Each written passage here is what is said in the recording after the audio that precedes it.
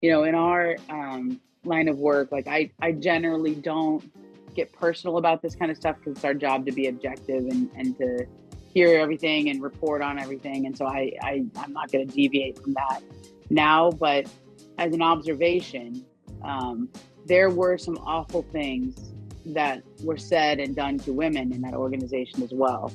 And, sometimes it's hard as a woman to like call that out because you seem like the angry woman, right? Or you'll seem like you're taking something personally when it didn't happen to you or whatever it is. But I appreciate the comments from Chris Paul. I appreciate the comments from other men in my colleagues. Richard Jefferson was sitting next to me, Zach Lowe, Mark. Like, I appreciate people shining a light on those comments and the hurtfulness of that stuff.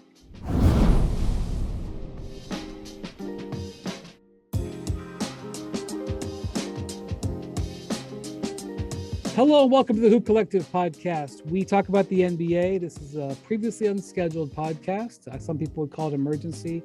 I don't know. I'm not in I don't feel like emergency, but emergency happens after trades. This is a big moment in the NBA that just happened today. Robert Sarver announcing that he is going to sell the Phoenix Suns. Joining me, we were all together in LA yesterday, but today's a new day. And joining me from Oakland is Mark J. Spears from Manscaped. Hey, Mark. What's happening, man? This is a big deal. And joining me from Los Angeles, in a room I was just in like 12 hours ago, is Ramona Shelburne, fresh off the set of NBA Today. How's it going? Going well. I know that I've done a little rearranging of all the furniture in this room, Brian. So I know. See if you recognize it. That's right. So Spears, you've been very vocal, both on television and on social media. I just want to know, I saw what you wrote, but I wanted to know what you thought about today when Robert Sarver put out that statement that he was going to sell the team. We'll talk about the statement and what's in it, but I just wanted to know what your reaction was. Pleasantly surprised and ecstatic. I like to say that I think the players had a lot to do with it. The NBA decided not to push for Sarver to be pushed out like they did with Sterling. The owners were never put to a vote. Draymond Green suggested yesterday that they should. But I just want to say, I don't want to interrupt you, but that was a big moment. Yeah. When Draymond did that, in my view, that was a big moment. So I kind of felt with LeBron James's tweet, Chris Paul's tweet, Draymond's words on the podcast, like the players were starting to boil the water hotter and hotter. And I think it was going to reach a boiling point on Sunday and Monday, and still will, from media days, when, we'll hear from stars throughout the league, players who, can have activist mentalities throughout the league. But also Suns Media Day, which Brian, you and I are planning to attend. I can't wait to hear from Monty Williams, Devin Booker, Chris Paul in length, DeAndre Ayton, Bridges, and then, James Jones, who I'm guessing got his arm twisted a little bit to support Sarver in the beginning based on his position. His support was tepid. It was. Yes. It's like, this is, I work here. I'm the high position. He gave felt name, rank, and serial. So. Yeah, he gave name, rank, and serial number essentially. But I do think that, it's one thing to be a tough guy and want to fight it out, but when you're somewhere where you're not welcome, where people don't want you to be, and Brian, I think one thing that we'll see on Monday that nationally that we haven't been able to see is the pain that's in Phoenix right now. Like I think Baxter has Holmes, who did an amazing reporting job, has given us some of that. But when I've talked to people from Phoenix, man, whether it's a lot of it, women, people that work there, Black people, like there's a lot of pain there that I think we will feel stronger when we get there. So I think with Sarver, like he probably was already kind of, he can't go anywhere in Phoenix without somebody looking cross-eyed at him right now, right? When before he was treated like a celebrity. And then to know that when you come back, the players don't want you back, like, why would you want to be a part of it? So it actually happened faster than I thought. Me too. But I'm glad it did, and it probably takes a lot of heat off the NBA and the owners for what could have been, some very potentially interesting reactions from the players and maybe actions from the players once media day and the season arrives. Yeah, Ramona, I think we got to where it was supposed to go, which is Robert Sarver saying, "I'm out." Mm-hmm. But it was an upsetting way to get there. Yeah. I know a lot of people are happy, but I'm upset by the way this whole thing played out.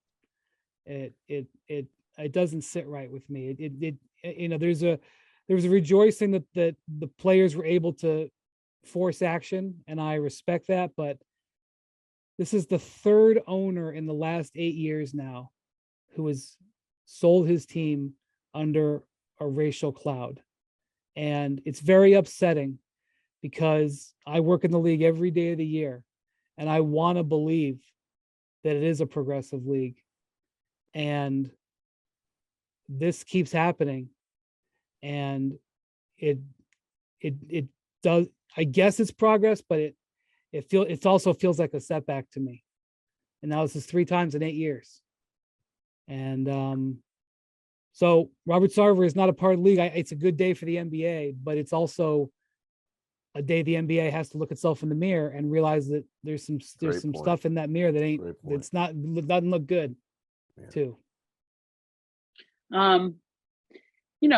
Change doesn't happen in a straight line, right? Like there's not just like, it's not like a graph that goes up, in a nice progression. There's ups and downs to it. There's 2 steps forward, 1 step back. There's high moments. And I think that like we got to the right place though. Like, that's, and we've talked about the public pressure that we've seen the players put on. And I have to commend all 3 of the big voices here. LeBron James, LeBron James, what was interesting this time, it reminded me a lot of the Sterling situation where that happened. The tape comes out. LeBron is the first player of note in front of a microphone the next morning at shoot around. It was the Miami Heat were playing in a playoff series. And he stepped forward in front of the microphone and said, "There's no place for Donald Sterling in this league." And when LeBron spoke, it kind of opened the door for everybody else to speak, but also it kind of compelled everybody else to speak too, right? I think it was, in this one, LeBron was not asked. He just tweeted. Right. He took it upon himself to give an opinion. Same with Chris Paul. Like, he was not in front of a microphone where his opinion was asked at media day. He took it upon himself to tweet and to say that, and not just tweet, "I'm hurt by the allegation, I'm hurt by the report, I'm hurt by what's in it." But he said, "Our league definitely got this wrong in terms of the 1-year punishment." Like that is specific, and that is, and then Draymond didn't just express anger. Draymond called to action. He put forth some actionables. "I want the owners to vote on this. I think that, people need to step in." And I'm sorry, go ahead. I just you're gonna give me a moment when you're done to talk about Draymond. Yeah. So go ahead.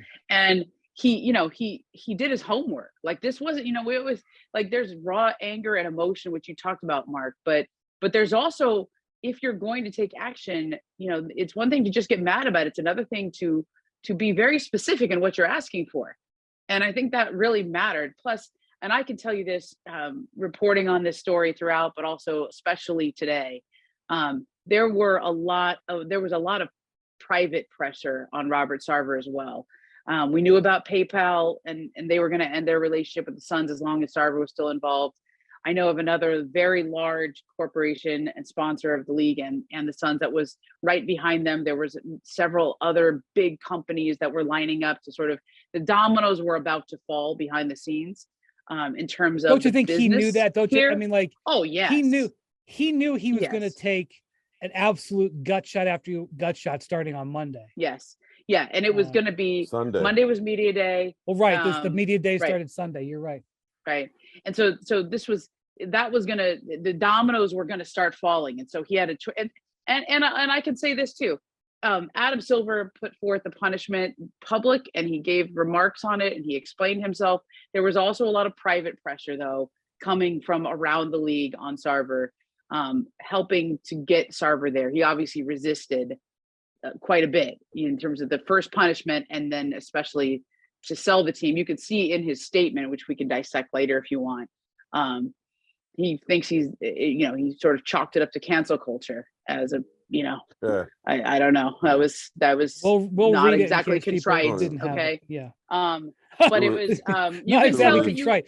That's more kindness than he deserves, quite frankly. But there was a lot of pressure, and the dominoes were about to start falling very publicly and more embarrassingly for both Robert Sarver and the league. And I hate to say this in a cold way, but he was about to become very bad for business. Yeah. And I think that's why we got here as quickly as we did. And I think we also have to give some respect to I'm probably butchering her last name because I love this woman, so I want to say it right. Tamika Tremaglio, but close enough, and you're right. Yeah. From the executive director of the Players Association, and she sent me a statement the other day that was really, really strong, basically saying that there was no place in this league for Sarver.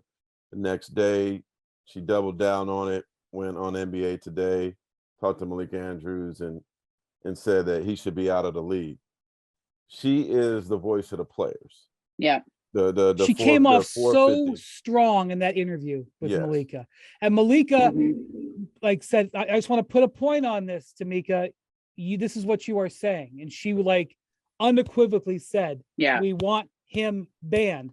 And she did it with a forceful elegance. And this is somebody who we are just learning about. Yeah. Even the players who are all learning about her. She has been in the job only a couple of months. Yeah. And is in the middle of collective bargaining agreement talks right now. Yeah. Which is her number one job, quite frankly. Maybe she would argue that, but from a business standpoint, it's her number one job. And, she looks real strong right now. She looked real strong.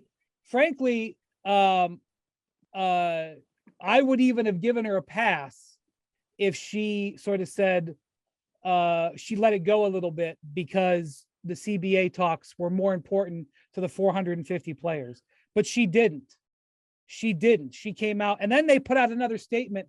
The players, the WNBA, or was it the WNBA Players Association today? Yeah. But the Players Association, the WNBA Players Association, put out a statement today before Sarver. Like the associations, which Tamika obviously runs, but they were very strong. The union stepped up strongly here. You're right, Spears. Yeah, so no, kudos to her. We're going to get to know her a lot more. On a fun note, she makes a mean rum cake, and she's probably one of the best dressers in the world. Her fashion.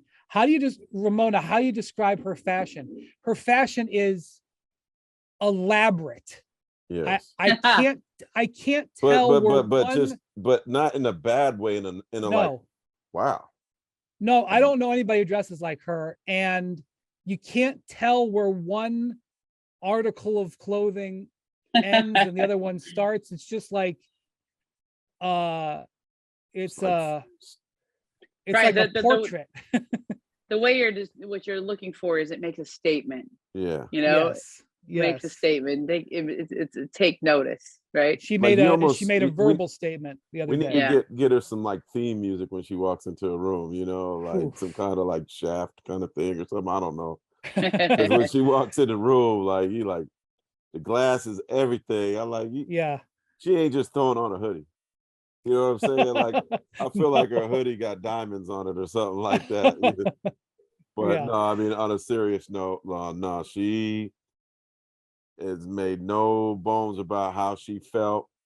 And for the players that, perhaps are a little gun shy about saying anything, she spoke for them, and very strongly. I want to talk about I want to talk about Draymond for a moment. So Draymond has talked about new media. And some of it over the months has been a tweaking of the media because, he in some cases, he doesn't think the media knows what they're talking about. And sometimes he's right. And sometimes he's full of it. Okay. We can agree on that. Maybe he doesn't agree, but I'm telling you from my viewpoint, sometimes he's full of it and sometimes he's right. Draymond's usage of his podcast here was high level chess. Mic dropping. Mm-hmm. We know that Draymond is a very smart individual. But Draymond's usage of his podcast to get that message across and what he was asking for and the way he presented it was a masterpiece. And what he wanted was the owners to vote.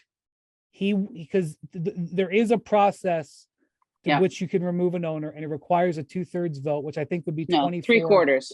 Oh, 3/4, right. So it would need 24 yes votes. And he was basically like, are you with us or against us? Show us. Now, Adam Silver in that press conference, which was painful for a number of reasons, stumbled around talking about how that process was very cumbersome and complicated. Look, it's not C-SPAN, right? Like, it's not going to be televised, but we're going to find out. Right. We're going to find out. And even if we didn't find out, maybe we would have known. We would have known a lot, I'm sure. And Brian, either way, I'll say this too. Even if we didn't find out, if the end result was supportive of Sarver, then every owner gets branded that way, regardless to how they vote. It was a power chess move. And I don't know what calls and text messages Robert Sarver was taking. But when I listened to that podcast, I was like, wow, what's going to happen from here? Because LeBron LeBron plays basketball. LeBron came down the lane and ran over him for an and one. Mm-hmm. Draymond, like he plays basketball, came down, looked off one defender, used a play that he had set up 3 quarters before to hit a guy on a back cut for a perfect play. It was absolutely a incredible use of the platform, an incredible use of strategy, and incredible delivery. And when I heard that, I was like, wow, if I was an owner, I would not want any part of that. Because while I didn't think there would be a vote, like, players who heard Draymond say that would come to media day on Monday and say, that's a good idea. Yeah, let's call for a vote. And before Silver's press conference, Tim Bontemps was in New York at the hotel where Silver was going to give his press conference.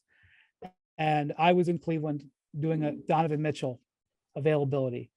And before in the morning, Tim and I got on the phone and we wanted to formulate questions. And one of the things that we wanted to do was to get Adam Silver on the record about whether or not Robert Sarver had been asked or urged to voluntarily sell, because that was the right thing for the league to do. That maybe that they couldn't, throw him out without opening themselves up to a very painful lawsuit. Maybe there wasn't the support amongst the owners to do that anyway, because it opens up a can of, if Robert Sarver can be, really brought to accountability for statements he made 10, 12 years ago. What other statements were made 10, 12 years ago that can be used? I mean, it's an uncomfortable position for the owners. And one of the things that Tim asked was, did you talk to Robert Sarver about voluntarily selling? And Adam said no. Said, pretty much unequivocally no. I didn't believe Adam, but I'm sure that was something that the NBA wanted. And so whether it was Draymond, whether it was LeBron, whether it was the fear of next week, whether it was the fear of sponsors, whether it was what Adam Silver has said or other owners and maybe people who could influence Robert Sarver had said, it all came together and it got, I think, the best outcome for the league. But Spears, I think Draymond's words were, to my viewpoint, as powerful as what LeBron did. I mean, and then there's timing too, right? Like him waiting to when he did it. And I certainly like when LeBron tweets and when Chris tweets, that resonates throughout the league. Mm-hmm. But Draymond gave you a sermon. Like, Yep. He gave you a soliloquy, and I really wish I knew kind of behind the scenes what his words. Maybe they were the final push to say, all right, let me move on. And what he's been able to do from a media standpoint, man, that dude, man, it's been incredible. Like, I still remember, Brian, I always tell him this. Like, I remember when you were a second round pick coming off the bench in Summer League. So to see him come from that to like go from making $850,000 to like 15 million to making the money he is now, and then become the voice that he is in the league, his story is pretty incredible. Certainly worthy of a documentary. That, you know, it's just stunning what he's been able to do, and he's going to be the next Charles Barkley. So I'm really impressed by Draymond on a daily basis. You know, the sad thing and the Sarver thing, a lot of sad things, but shout out to one of my old college basketball teammates, a guy named Curtis Francis. And Curtis said, you know what? He texted me this in our Foothill College group chat that I'm still on. He's like, he's still going to get paid, man. Sarver's still going to get paid. And I looked at it in 2004. You know, Lute Olson, Arizona coach, referred Sarver to Steve Kerr. So I'm curious to see what Steve Kerr has to say about all this, and to assist him. Steve Kerr quit working for him at one point. Exactly. He spoke with his actions on that. Yeah, but I'll be very curious to hear what Steve has to say now.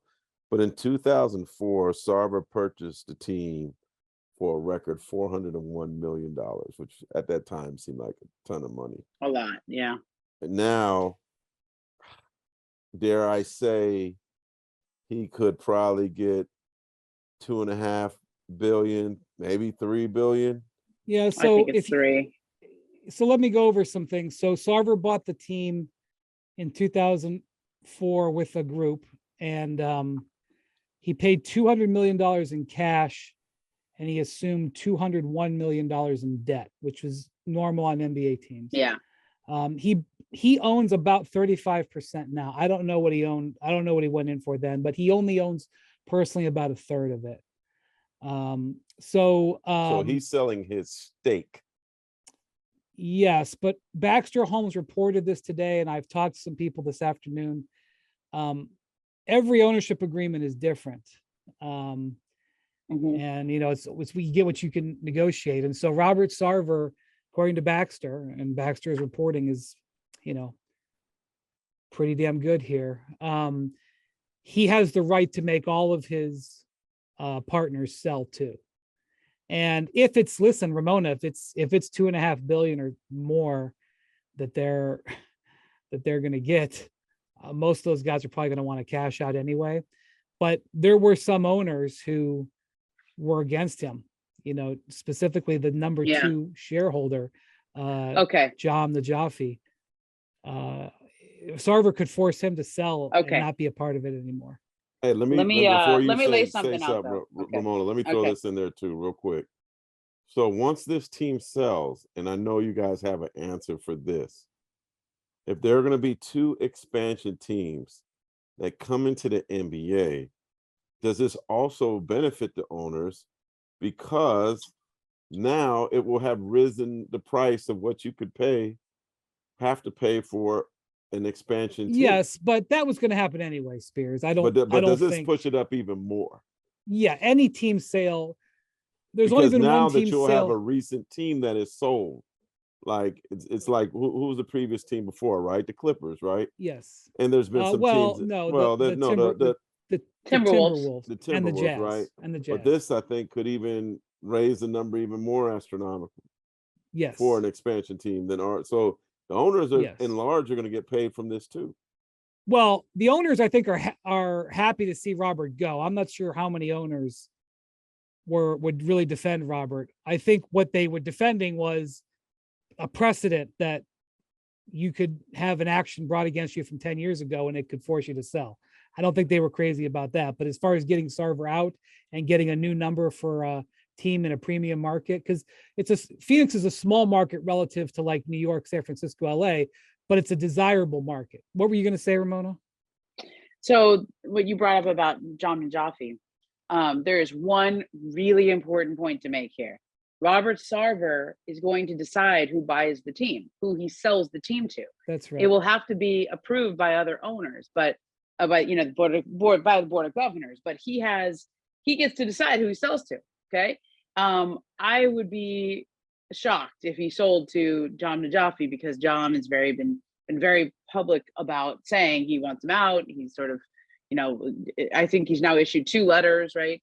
That also affects Now, another person. Did he say he didn't want to buy? Yes, I think he said that, but like, in other words, when you're speaking about, could the other shareholders, the other stakeholders, I think he wanted to make it clear group that he wasn't doing this to try to get Right. his hands on the team. Yeah, That's right. Okay, so I'm not so here's sure that if go ahead. Here's a couple larger points. When another name that you're going to hear surface is Bob Iger. Okay, former CEO of Disney, recently retired. Bob has been involved in 2 professional sports group bids so far. So he's a showman, and he was involved in one of the groups that was trying to buy Chelsea, the football club in the English Premier League, and also was involved in the group trying to get the Raiders and the Chargers to go to LA a couple years ago, if you remember. He's also very close with Chris Paul. That relationship is well documented. Bob has a long history with the NBA as a broadcast partner. And from what I understand, he'd be interested here. But this is also, Robert Sarver's selling the team. Yeah. So is he gonna, would he sell it to somebody whose company wrote a story that helped facilitate all this? I don't know. John Jaffe, second largest stakeholder in the Suns, even though he's on record saying, I wasn't doing this so I could buy the team. Like, would he have a chance? I don't think somebody, and especially after the statement I just read from Sarver, he doesn't seem all that contrite. And I think personal relationships are going to matter here, right? Like, if he's feeling burned about how this all went down or having to sell, it didn't seem like he really wanted to. He just stepped aside because it was going to get bad for business and become such a distraction. But there are the usual suspects. I mean, the calling around, the richest man outside of Elon Musk in the world is Jeff Bezos, right? The CEO of Amazon. Lorraine Jobs, who is a part owner in Washington, is another name I've been hearing. Larry Ellison, been involved with team bids before. Go look at all the people who were involved in who bid on the Clippers. That'd be another in recent sales. Now allow me to talk about somebody. Okay. Hey, hold that thought real quick. So Adam Silver just put out a statement. He said, I fully accept the decision by Robert Sarver to sell the Phoenix Suns and Mercury. This is the right next step for the organization and community. Okay. Yeah. Adam got bailed out a little bit on this one. It's not all his fault, but I'll tell you this. Yes, you're right. In actuality, look, he took a lot of heat for the last couple weeks, but right? Ramona, I'm going to hold him to his words. I know I'm going to hold him to his words he said publicly. I know that behind the scenes he might have done something, but I'm going to hold him to his words he said publicly. Let me just bring up one more potential bidder. You've heard of the now late Sheldon Adelson, who owned the Venetian Sands. Maybe it's just Sands is the name of he's a casino owner, passed away. His his estate is in excess of $25 billion. Yeah. His wife, Miriam, inherited the money. His son-in-law, Patrick Dumont, runs the estate. That group, the Adelson family, is interested in the NBA. They were one of the bidders on the Clippers. Their bid was blown out of the water by Steve Ballmer. They're obviously Las Vegas based. And if in the event of there being a Las Vegas expansion team, they were one of the groups that would be a potential bidder. And maybe that would, thinking that there may be an expansion team in Las Vegas, maybe that would preclude them from really going after this. But if you can't buy the Lakers or the Clippers, and you don't, if there's going to be an expansion team in Vegas and you live in Vegas, the next best thing is the Suns. And I think they've kicked the tires on buying pieces of teams in the past. So that's another name I'll toss out there. So I'm curious about the Seattle groups that have been positioned for years. If there was a team moving there, there's at least two groups pretty close on this, in Seattle. But do you want to wait and see if there's expansion, or do you want a team that's for sale now? I would say already got the group lined up. I would say unlikely on the Seattle groups because one of them owns the Kraken, and the other has a whole bunch of land. The one that Ballmer was previously associated with before he bought the Clippers has all the land, and they wanted to build the arena on the land that they own. They still own the land, I think. So I don't know. I'm not going to rule that out, but I would say, but we're going to see. The point is, guys, there's going to be a lot of bidders here, and Sarver is going to be the one that gets to decide. Well, let me interject in that real quick too.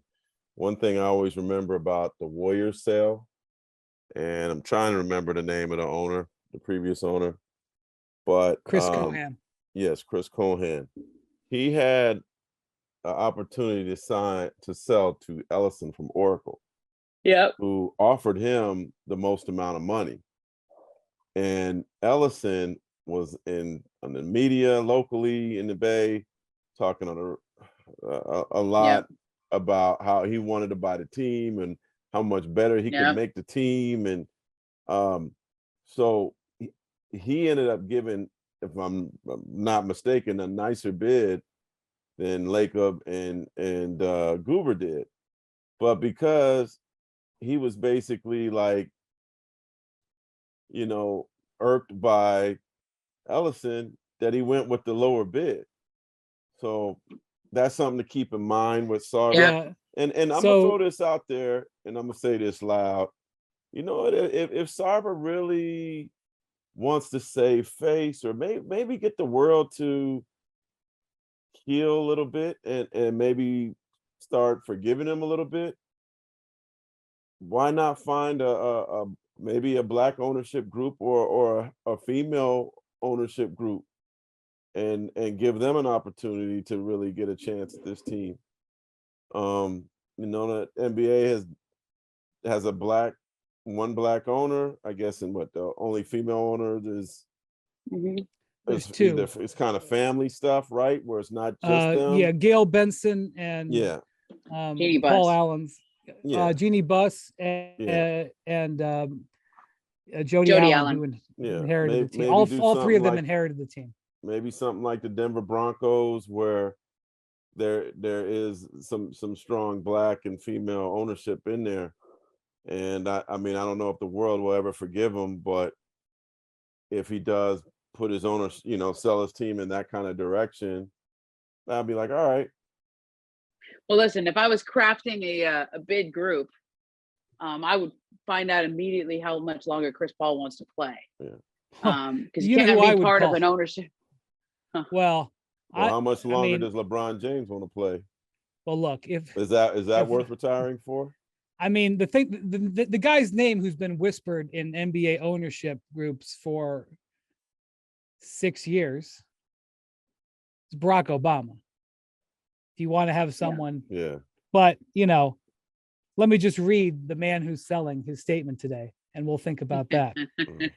In our current, he said, "As a man of faith, I believe in atonement and a path to forgiveness."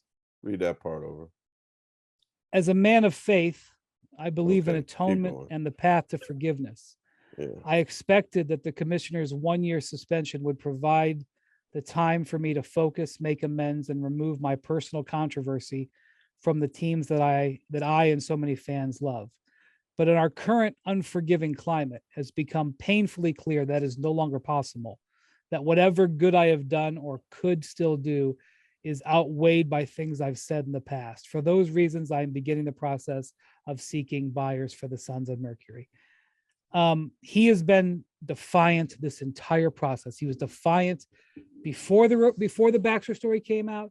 He and his employees and attorneys were defiant after the report came out. They were defiant when the investigation came out. They were defiant when the penalty came out, and he's defiant to the end. So I guess I can be surprised. What you guys are suggesting would be terrific for the league. And obviously, if somebody is going to invest in excess of $2 billion, and they're going to be the lead investor, they're going to be the controlling owner. But I would think that anybody who is going to put an ownership group together would want to have strong representation. It would be terrific if you could have a former player as part of it. What about Charles Barkley too? I'm keeping an eye on him. So Barkley was actually rumored back in the day. Maybe if he gotten that live money, Spears from the golf. That's a little morally questionable too. Yeah, he didn't get that live contract. Barkley was actually rumored to join Sarver's ownership group at one time, and he ended up not doing it. I don't know the story of why he didn't, but I'll bet he's glad he did. Bet he's glad he did. Yeah, Barkley, obviously a Phoenix, Mr. Basketball in Phoenix. But yes, Sarver, based on what Baxter's reporting, can force the other owners to sell. He can force them out. Now, listen, Brian, I talked to people around the league in terms of what they could go for. It's not, look, we'll find out what assets they have, what the debt is like, but in terms of what the valuation is going to be like, I think with the upcoming TV rights deal, with the value of other franchises, with everything that the league has going for it right now, the expectation I've heard is it starts with a 3 instead, not a 4. Okay. But that's a very big valuation. And that's a little bit more aggressive that's a little bit more aggressive than I would go. Remember, the Nets sold for 2.3, I believe, a couple years ago. I will point out that the Suns, when he bought the Suns, it was the Mercury and the Suns. They have subsequently built a practice facility, which is on a valuable piece of land right on the Phoenix Paradise Valley border. And so that would come with the team. And I'm not saying that the arena. That was the city owns the arena. Okay. But yes, the arena, I mean, they should have built a new arena. It's better than it was, but it's still unfortunately in the I'm not going to go anywhere. I don't want to insult the Phoenix. I think we can actually find out what they were valued. I have to look this up. So but Forbes valued them. Yes, Forbes valued them at 1.8. Sportico, which is a little bit more aggressive than Forbes, valued them at 1.9 billion. I think it'll be at least 2.5, but I'm not fighting you, Ramon, on 3. But when you think about their value, you also have to think that piece of property and practice facility has added to their value. And isn't there like housing and commercial stuff there next to it too? That'll be part of it. He doesn't. The Sarver doesn't actually own that. You know who's a big investor in that? Devin Booker. Devin Booker's got his money in that development. Okay, so here's what we can look at. July 2021, this is July 7th. The Phoenix Suns were valued at 1.55 when Dial, it's a private equity firm, they made they bought less than 5% as like an LP, a limited partnership in the Suns. So on that valuation, that was basically a year ago, a little over a year ago. They were valued at 1.55. Right. When minority shares of teams sell, they sell below what the value. But one thing I want to point out, and I don't want to get too far down financial rabbit hole. Robert Sarver only owns 35%. So that's still a lot. It's a nice check. And so he will be getting, when he sells, he will be making hundreds of millions of dollars in profit. But if the team sells for $3 billion, he will do very well, but he won't pocket $3 billion. But nonetheless, this ain't the Dukes now. He's walking away with some cash. Yeah. And this is what happened with Sterling, right, Ramona? Yeah, he made $2 billion. Will you tell? This was in your this seriously was my favorite part of your Sterling tapes. The Sterling Affairs 30 for 30. Yeah. Can you retell the story of when Sterling? I know I've done this to you before, but I just want it again. Okay. Because eventually Donald Sterling and Steve Ballmer, they had to speak. Shelley negotiated the deal. Shelley Sterling, Donald's wife, negotiated the $2 billion sale. But could you retell the story of when they did the transaction?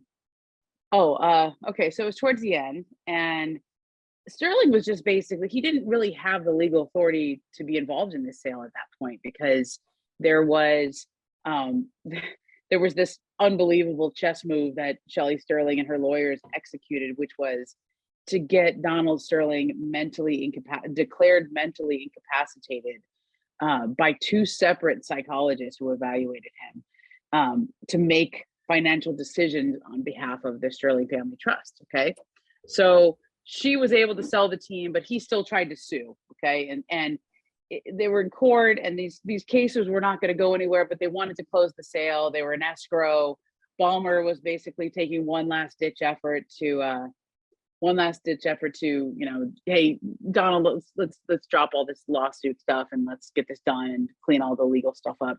And when they met, I think the part you're going for, Brian, is when Sterling asked him why he has so much cash laying around, right? He's like he keeps, if I remember right, he said, "Do you really have $2 billion in cash that you're going to pay me?" Yeah, and do you really have that? And Ballmer did, and Sterling was like, "Well, that's stupid.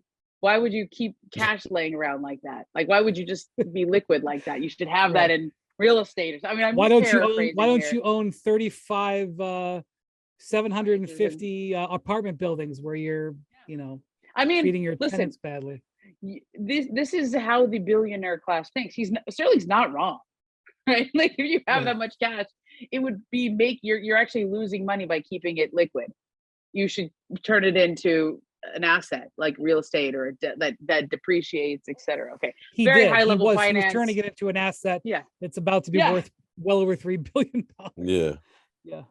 But what the larger point about the Dial Capital and the valuation is that when you're buying a piece of a team, that valuation is for a minority stake, which means you don't have controlling ownership. You're just getting some of the dividends, so it's not worth as much.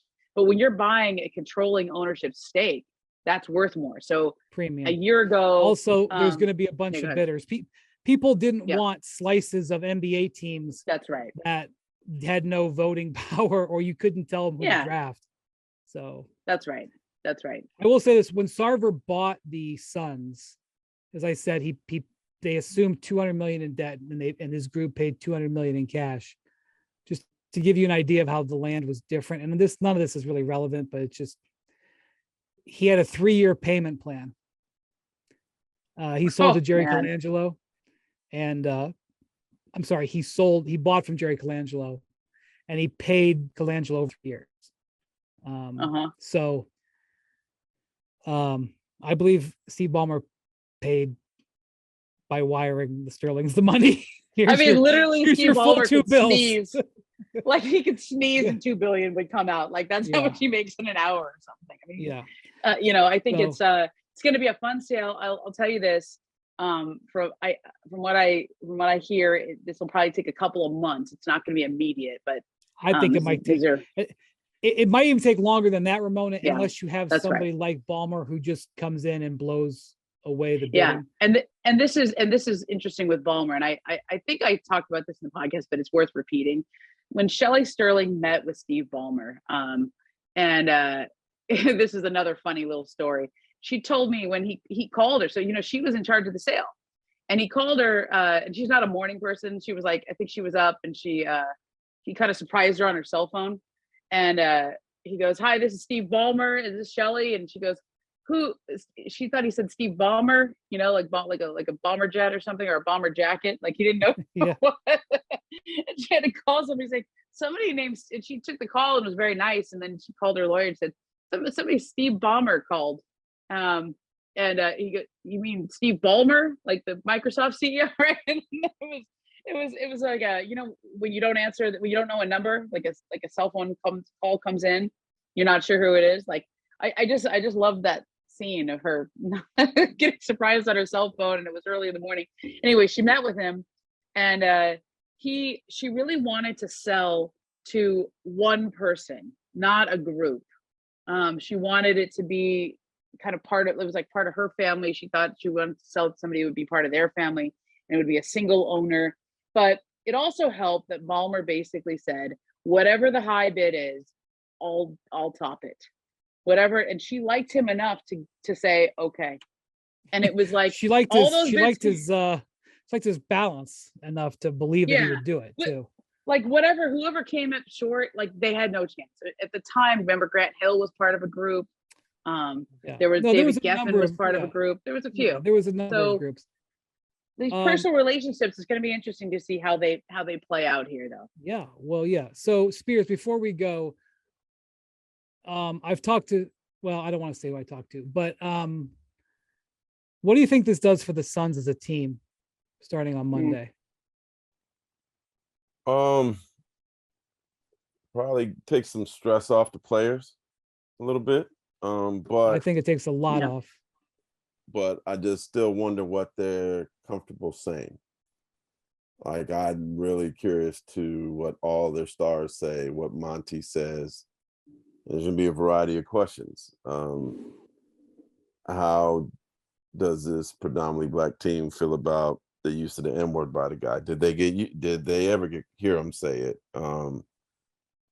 Monty is certainly, I implore anybody to read the story I did about, religion is hard to write about, but the way Monty talked about it, you certainly get a lot of respect from him. And I know he's been very introspective about everything. And I'm sure that statement that Sarver had today, and I asked you to repeat the religion part, I wonder what Monty thinks about that. But the one thing is these guys have had a lot of time to really think about things, and I'm sure Book got some stories, right? And so I don't know how Monty really felt, but when the day the Baxter story came out, I asked him how much, he turned down the Lakers to go to the Suns. Yeah. And the Lakers ownership group is Jeannie, highly respected. Robert Sarver, not highly respected. Yeah. And I asked him how much of a factor Robert Sarver was. And he, at the time, said he was a positive force. That his conversations with Robert were positive. Mm. So, he said, I want to be there. So I'm going to be interested to see how he frames this, because I'm sure he didn't know about all this, but he also, so, well, to his credit, he also said, "Hey, I'm gonna wait and read everything." Yeah. He didn't give him a vote of confidence. That's true. He said, "Hey, I'm gonna wait and read everything, and then I'll let you know how I feel," which is why I think Monday will be very, very interesting for him, because he is somebody of character, like true character. And but yeah, man, it's probably going to be a very sad day too, because you are going to probably get some emotion, because I know they've talked to people who have been affected as well, if they haven't been affected themselves. So I'll tell you this. And then can we give a shout out to somebody?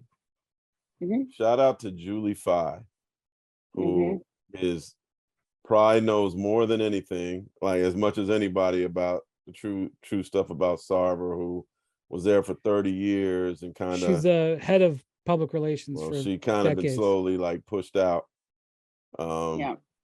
She's no longer with the organization. Yeah. And she was, I think, as good as anybody in PR for a while. for a Yeah, long I agree with time. that. And so it's sad to see her go, but I'm sure she's dealt with her share of stuff over the years, and maybe one day she'll do a book. But I just want to tell her thank you, because she is one of the stars of sports industry. She worked with the Kansas City Kings. She's one of the women who opened doors in the media Mhm. relations world for other women. Like, and so it's sad to see her go, but I'm guessing with everything that's happened that she probably feels a little bit better today too. I'm glad you said that, and I'll leave you with this. Like, in our line of work, like I generally don't get personal about this kind of stuff because it's our job to be objective and to hear everything and report on everything. And so I'm not going to deviate from that now. But as an observation, um, there were some awful things that were said and done to women in that organization as well. And sometimes it's hard as a woman to like call that out because you seem like the angry woman, right? Or you'll seem like like you're taking something personally when it didn't happen to you or whatever it is. But I appreciate the comments from Chris Paul. I appreciate the comments from other men in my colleagues. Richard Jefferson was sitting next to me, Zach Lowe, Mark. Like, I appreciate people shining a light on those comments and the hurtfulness of that stuff as Yeah, well. yeah, well said. Like I said, it's a Like hard Brian, I day. think we're gonna see It's some. not, We're gonna see it's some emotion on Monday, Brian. I think Yeah, it's gonna be I a know lot deeper than we can imagine. it's not. I know that there's celebration. yeah, He's gone, but it's not. I'm not. I don't feel good. yeah, Yeah, yeah. I don't feel good. I mean, the truth So is, like, I read that thing at the story about the pregnant woman, right? Like, and it's somebody who just like, I literally just came back from having a baby, right? So there was like there's an empathy there and a personalization that I feel that I felt like, wow, like people actually caught that part, and they called attention to that. And like you mentioning Julie, like that, we like there's a lot of people who probably spoke to Baxter, probably spoke on these. I see him sitting there communicating with current and former employees, right, or were part of all the people that he spoke to and sources the law firm spoke to, etc. Um, and they just like there's a lot of people who don't have that platform and who don't have a voice that I think probably feel like, okay, I'm like what you said earlier, Brian. It was yucky the way that everybody got there, but at least there is some sense that those voices were heard. Those incidents were reported, right? Like those were that people like listened. yeah. Well, a book closes today, but there's more, and Yeah. we're going to hear a lot next week. Thank you, Mr. Spears. Thank you, Ramona. Thank you to our producers for putting this together. Thank you for listening to the Hoop Collective. We'll talk to you soon.